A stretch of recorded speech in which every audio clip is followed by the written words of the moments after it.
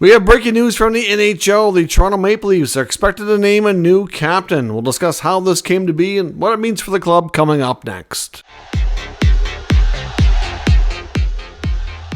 So welcome back to another video here at Top Shelf Hockey. As I mentioned, we have some pretty significant news from the Toronto Maple Leafs tonight. The Toronto Maple Leafs are expected to name a new captain, and it's going to be number 34, Auston Matthews. No big surprise in that sense, but it is kind of surprising that they're moving on from John Tavares as captain of the team. Of course, he's not going anywhere, but he has been the captain for 5 years.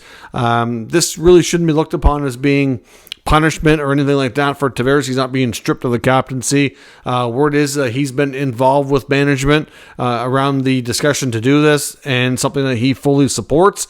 The Maple Leafs are expected to be holding a press conference Wednesday around lunchtime. I think it's around 11 o'clock Eastern time is when that press conference right now is scheduled to take place. Something that they've been talking about and considering really ever since their season ended abruptly after the round one loss in the playoffs to the Boston Bruins.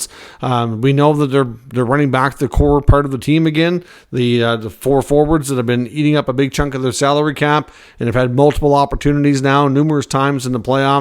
Marner, Matthews, Tavares, Nylander, all making big money. We expected to see some change after all the commentary from Brad Treliving and Brendan Shanahan at the end of season press conference. We did get a little bit of change, some tweaking around the edges here, but nothing significant when it comes to the core. I guess this is going to be the change that they're expected to make. Not really sure that it's really going to impact anything on the ice. A lot of people were kind of talking about this earlier in the offseason. Could we see a change in captaincy? It was mostly revolving around the fact that Tavares is down to his final year of a contract. We know the Leafs have struggled in the playoffs. Lots of regular season success. They haven't had the playoff success as of yet. And at this point, after their end of season press conference, they made it sound like anything and everything was going to be considered and that we could expect some big changes. It's kind of what a lot of people were led to think and believe. And with Tavares and Marner both into their final year of the contract, they were the main names that were speculated about, maybe guys that could be on the move. Of course, Tavares and Marner both have full no-move clause, so they completely control their destiny in that sense. And we knew Tavares at his age and point in his career, he would be very unlikely to want to move or consider that. Marner, on the other hand, was the one that everybody kind of suspected might be the guy to go. That's never come to be, and we don't know how things are going to play out, of course, this year. But it'd be a big move. Matthews would be the first U.S.-born captain in Toronto Maple Leaf history. Like I said, he's 26 years old. He'd be the 26th captain in team history.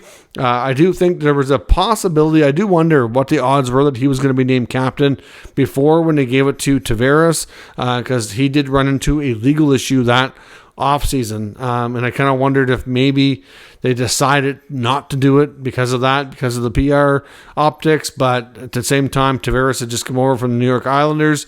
He was there for one season at that point. That season, they didn't have a captain. His first year there in Toronto, he had been a captain for the Islanders, I believe it was 5 years, if I'm not mistaken. The last 5 years, he was an Islander. And, of course, now he's got 5 years as a Leaf, as a captain as well. It's kind of crazy to think about. It seems like it wasn't that long ago when Tavares first signed with the Leafs, and here we are entering the final year of a 7-year contract. And they're still kind of at that square one point of trying to figure out having playoff success. Will this have an impact? Probably not, but I think it's more of a dictation of the future of the club. It's difficult to say if Tavares sticks around after the final year of his contract or not. If he does re-sign, it's going to have to be for far less money. Does he want to do that? Does the team want to do that? We don't know where things stand on their opinions on that matter, but Matthews is definitely there for the foreseeable future.